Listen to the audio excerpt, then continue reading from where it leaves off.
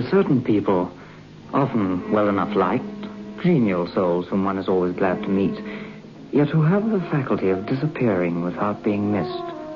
Crutchley was one of them. It wasn't until his name was mentioned casually that evening at the Stour gates that most of us remembered we hadn't seen him for the last year or two. Yes, I remember. I was talking to old Crutchley at the time. Oh, he's awfully sweet. I always liked him. Wasn't it queer? He seems to have dropped completely out of things. For the last year or two, he's been living very quietly with his people in Norfolk. Oh, really? I heard from him only the other day, as a matter of fact. Oh, I never. I wonder why he's chosen to efface himself. He was rather a lamb in his way. I used to adore that shiny black hair of his, which always made me think of patent leather. It's as white as the ceiling now.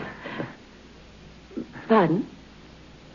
I said it's as white as the ceiling now. Oh, no. We're speaking of Simon Crutchley. I mean Simon Crutchley. But that lovely, sleek hair. What happened?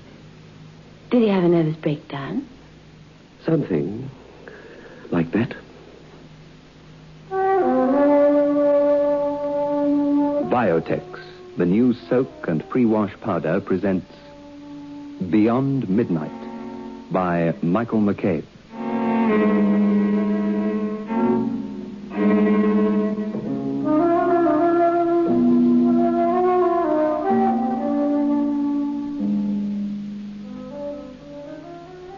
In this series of programs, ladies, it's our intention to talk to you about Biotex and promote it to you for the laundry. Now, we've made claims that Biotex will get rid of the stubbornest stains just by soaking. I dare say, like others, you feel a bit skeptical about these claims, and so we've been collecting letters from ladies who use Biotex, just to quote to you from time to time in order to authenticate our advertisement. And Mrs. O'Duff of Beach Road, Sea Point in the Cape, wrote and said that Biotex is a very welcome product for the household. Biotex has a unique quality that it does what it claims to do. Mrs. Dove finished by saying, I have proved your claims about Biotex and am delighted with the results. And then Mrs. Rita Stewart of Hans Stratham Avenue, Littleton, Transvaal, said, we have tried your Biotex for all our children's clothes and also white underclothing, and we're absolutely amazed at the change in their appearance. And I can assure you, said Mrs. Stewart, that I will be a regular user of Biotex. So, buy Biotex for yourself and your laundry.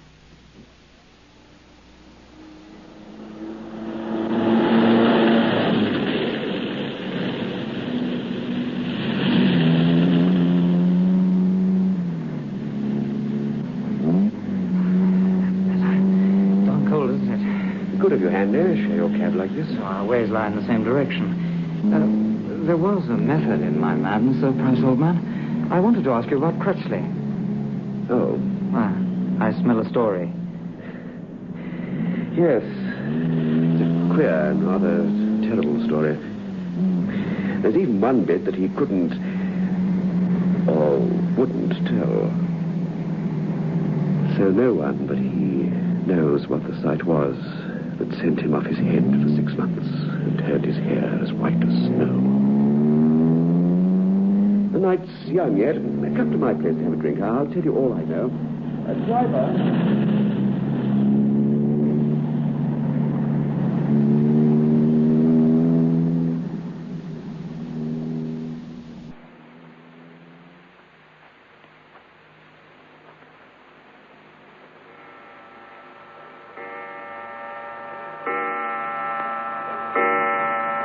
Anyway, he was greatly interested in Joan of Arc, you see, and decided to go over to France to work, as it were, on the spot.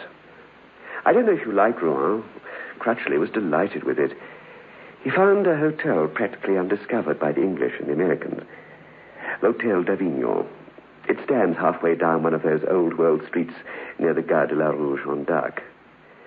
Crutchley liked it immediately and decided to stay. It was out of season. There were plenty of rooms. It was a hotel where many ate but few slept. Crutchley then had a choice of rooms on the first floor. Monsieur? Well, this seems...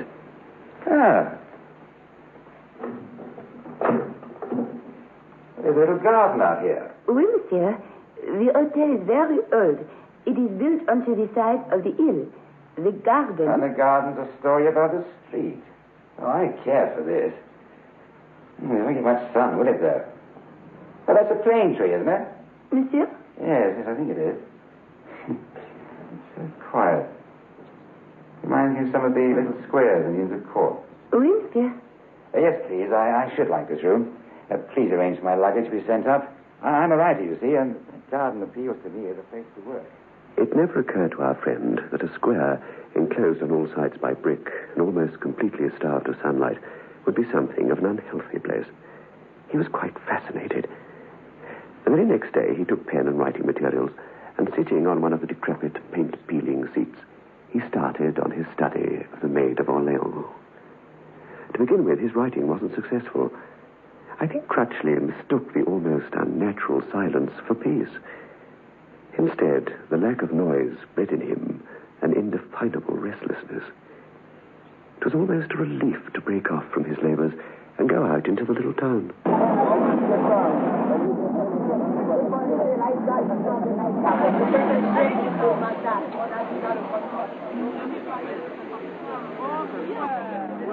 Crutchley had 5 days at the hotel, 5 fruitless days as far as work went, when something strange happened. It was his habit to undress in the dark because his window was overlooked by dozens of others. One night, he was smoking and stepping into his pajama trousers when he wandered over the window and looked out.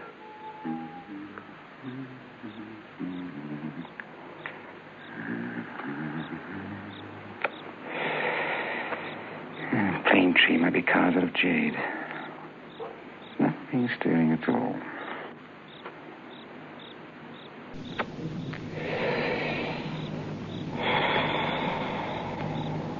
He looked down to the old green seat where he'd tried to work only that morning. With a faint, unreasonable thrill and a slight tingling of the nostrils, he realized that someone was sitting there. It's a woman. Yes, a woman. She sat with her head turned away. One arm was thrown along the sloping back of the seat. He said that her attitude was one of extreme dejection, of abject and complete despair. Well, this time of night? Can't see. I could never see her face. Not even from one of the windows on the western side.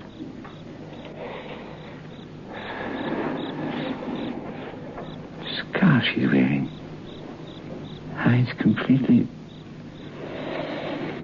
You can never know the sorrows of others. So many people in this world, in every country. Alas. Crutchley, you're a romantic. Probably one of the chambermaids had a tiff for the head waiter. No, she doesn't look. And then he went to bed, but made no effort to sleep.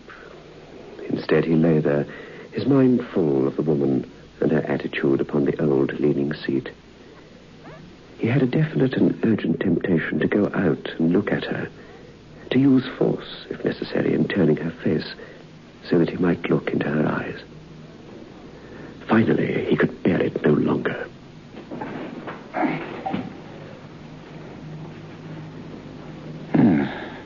She's gone. Yes, well, you didn't expect her to sit there all night, did you, Crutchley?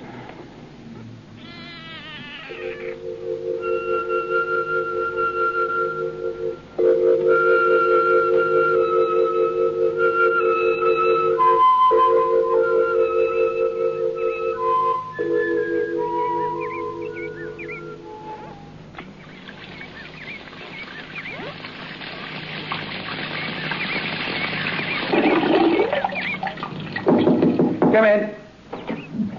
Good morning, monsieur. Good morning. You sleep well, monsieur? I got some. Well, I tell you what, been meaning to ask you for the last week. Can I have a harder pillow? Monsieur? Pillow. Harder. I'm sorry, my French is about as good as my Lithuanian, and I don't speak that at all. Pillow. This thing here. Harder. Ah, oui, oui. Yeah, thanks. Oh, one more thing. Who's the lady who sits out there in the garden late at night? I mean, I say sits. Well, she was there last night anyway. Somehow, though, I did have the feeling that she might go there often. Who is she? A sort of sad-looking woman. The chambermaid turned towards the window. Our friend saw a rapid movement of her right hand. It was done very quickly. Just the touch of her forefinger on her brow and a rapid fumbling of fingers at her breast. But he knew she had made the sign of the cross. There is no lady staying in the house, monsieur. Monsieur has been mistaken. Will monsieur take coffee or the English tea?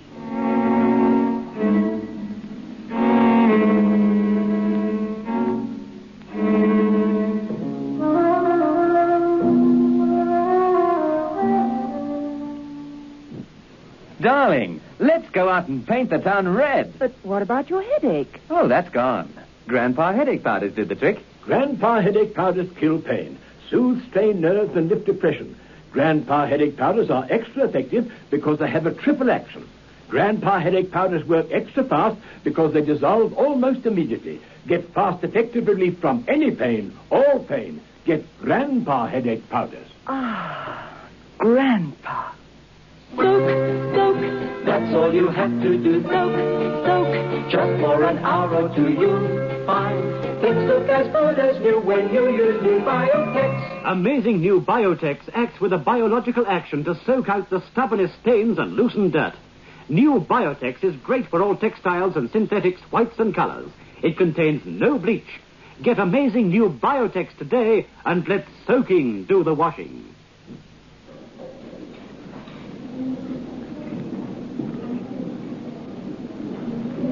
The wine list, monsieur. Oh, thank you, Pierre. Thanks. Are you quite comfortable in your room, sir? Oh, quite, thank you. There is a very pleasant room in the front, sir. It's quite so big, and then there is the sun. Perhaps you like it better, sir, huh? The white wine there, please. How do you pronounce it, Pierre? Le Cromertin, monsieur. Oh, good choice, very good. The room, sir. In the front? No, thanks. I shouldn't get a wink of sleep. You see, none of your motor traffic seems to be equipped with silencers. With trams, motor horns, and market cars bumping about all over the place across those cobbles, I should never get any peace. Very good, monsieur. I believe I'm on the trail of something queer here. The chambermaid's been talking to him, obviously. I wonder what's wrong. What they think is wrong. Crutchley forgot about it for a little while and tucked into the very excellent food they served at L'Hôtel d'Avignon. When the head waiter returned to his table, though, with the wine, he reopened the subject. Why do you want me to change my room? I do not wish for you to change your room if you are satisfied, monsieur. When I am not satisfied, I say so. Why do you think I may not be? I only wish for you to be more comfortable, sir. There is no sun behind the house. It is better to be where the sun comes sometimes. Besides, I think monsieur is one who sees. The head waiter's last remark seemed cryptic, but our friend let it go. He didn't feel like discussing the sad lady he'd seen at any length with Pierre. During the afternoon and evening, Crutchley had tried to work. He was incapable of concentration, though. He knew, and he was angry with himself because he knew, that he was eking out his patience until night came, in the hope of seeing once more that still figure of despair in the garden.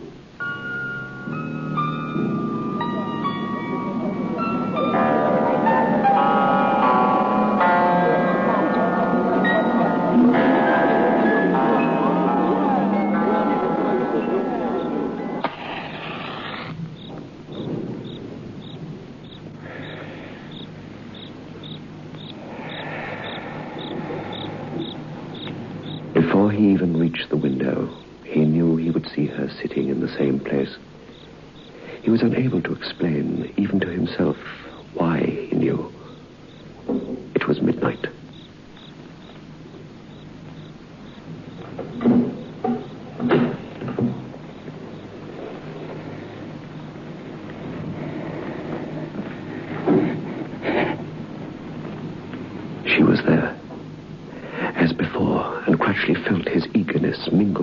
indescribable fear. He seemed to hear a cry of warning from the honest workaday world into which he had been born. He said it was like starting on a voyage, feeling no motion from the ship, and then being suddenly aware of a spreading space of water between the vessel and the quay. Madam, look at me. Madam, let me see your face.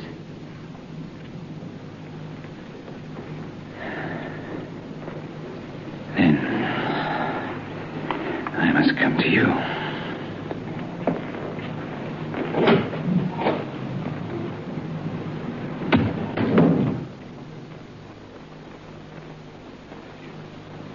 Monsieur. Where are you going, sir? What the devil's got to do with you? The devil, eh? Bien, monsieur. I think perhaps he has something to do with it. You will please have the goodness to return to your room. No, not the room which you have left, sir. That is not a good room. But come with me, I shall show you another.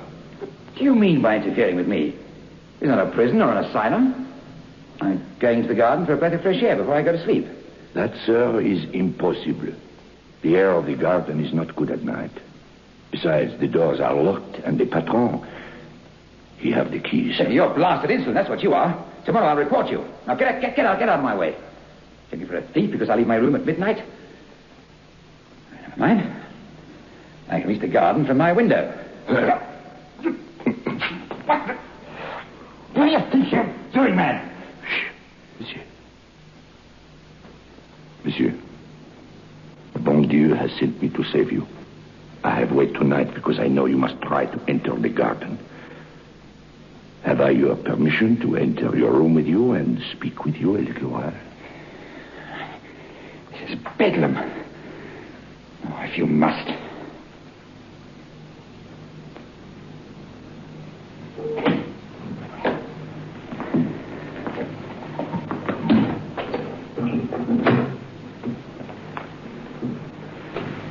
I do not think she is there, sir, because I am here and I do not see. Monsieur is the one who sees, as I tell him this morning. But he will not see her when he is with one who does not see. What are you talking about? Who is she? Who she is, I cannot say, sir. And the head waiter blessed himself with quick, nervous fingers. But who she was, I can perhaps tell you. You mean to try and tell me she's what they call a ghost, apparition, or some blasted thing? It does not matter what one calls her, monsieur. She is here sometimes for certain who are able to see her. Monsieur wishes very much to see her face. Monsieur must not see it. There was one who looked 5 years ago, and another perhaps 7, 8. The first he make die after 2-3 days. The other, he is still mad. That is why I come to save you, monsieur. There was in this town a notary of the name Lebrun. And in a village halfway from here to Dieppe is a grand chateau in which there lived a lady, une jeune fille, with her father and mother. And the lady was very beautiful, but not very good, monsieur. Well, go on. But I don't quite see what this has to do with... You will, please. Eh bien, Monsieur Lebrun fell in love with her. I think she loved him too, better as all the others. So he make application for her hand. But he was bourgeois and she was aristocrat. He had not so very much money, and the application, it was refused. And so they find for her another husband who she loved not, and she find herself someone else, and there is divorce. And she have many lovers, for she was very beautiful, but not so very good. For 10 years, perhaps, she make her beauty to make slaves of men, and one he made kill himself because of her. But she does not mind. And all the time, Monsieur Lebrun, he does not marry because he could not love another woman. But at last, This lady, she have a dreadful accident. It is a lamp which blow up and hurt her face.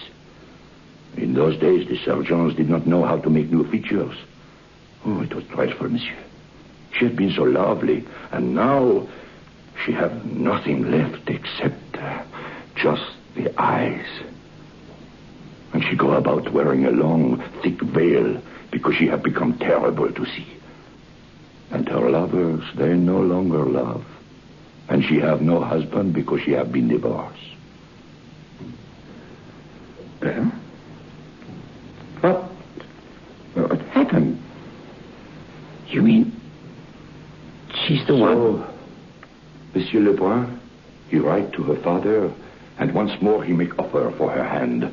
The father, he is willing because she no longer very young and she is terrible to see. But the father, he's a man of honor, monsieur, and he insist that Monsieur Lebrun see her face before he decide if he still wish her in marriage. So a meeting is arranged, and her father and her mother bring her here to this hotel. The lady come with them wearing her thick veil. She insists to see Monsieur Lebrun alone. So she wait out there in the garden. Love is not always what we think it. Well, perhaps Monsieur Lebrun think all the time that his love goes deeper than her beauty, and when he see her dreadful, changed face, he find out the truth. Perhaps when she put aside the veil, she see that he flinch. But Monsieur Lebrun, he walk out alone, and she stays sitting on the seat down there. And presently her mother and her father come, but she does not speak or move. And in her hand they find a little empty bottle, monsieur. She... Oh, my... Well, all her life she lived for love. Lebrun is the last of her lovers. When he no longer love, then that is the last of everything. She have bring the bottle with her in case he does not love. So, it happened a long time ago. And now perhaps Monsieur understand why perhaps it is better he sleep in the front of the building tonight and change his hotel tomorrow. But why does she come back? How do we know, monsieur? She's a thing of evil. When her face was lovely while she lived, she used it to destroy men. Now she still uses it to destroy, but otherwise. She has some great evil power which draw those who can see her. They feel they must not rest until they have looked upon her face. And that face is not good to look upon. Ah. Another drink handy, old man? No thanks. Listen, that can't be all. Poor old Crutchley. But that can't be all. No, it isn't quite all. I wish that it were. Crutchley was scared. He changed his room, and the next day he moved out. He went to another hotel, tried to work, but couldn't. The horror of the thing had a fascination for him. And the next night, as it started to get dark, he asked himself why he shouldn't go and look. He was compelled. Why shouldn't I go and see? It couldn't hurt me. Not if I look from a distance. He didn't realize that she was drawing him to her. He went to the Hotel d'Avignon. He walked around the building twice and then walked straight in through the swing doors as if he still stayed there. He went to the first floor and found one of the doors that led into the walled garden. It was late and the door was unlocked.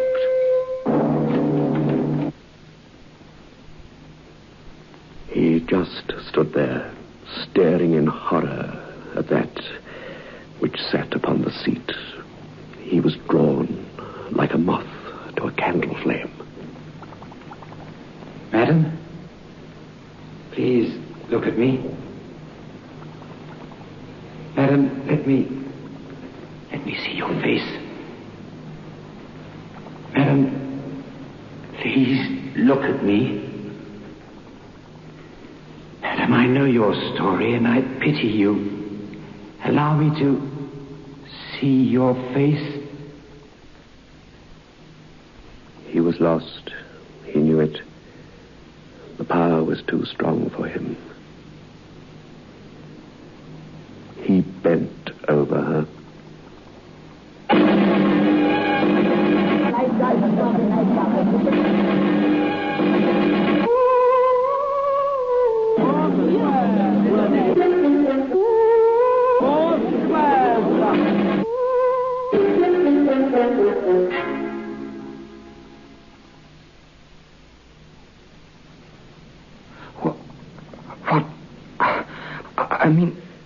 That's the part Crutchley can't really describe.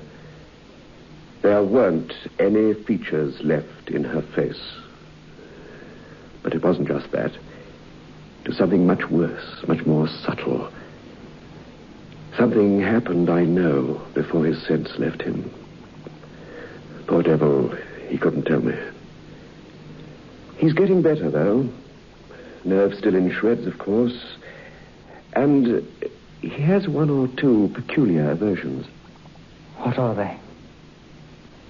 He can't bear to be touched. Or to hear anybody laugh.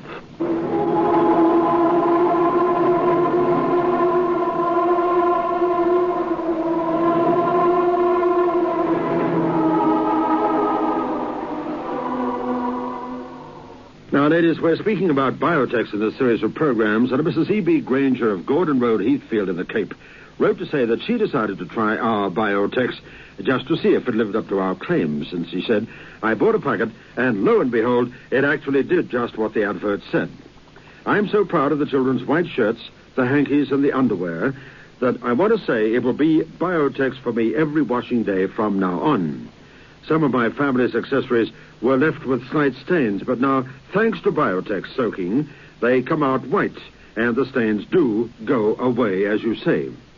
Now, that is a statement from Mrs. Granger of Heathfield of the Cape, and it bears out what we have been saying to you, ladies, ever since biotechs first came on the market.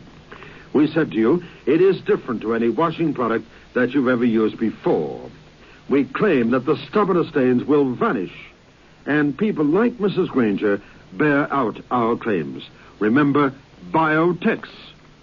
Beyond Midnight is presented every Friday night at 9:30 by Biotex, the new soak and pre-wash powder. The program is adapted for broadcasting and produced by Michael McCabe.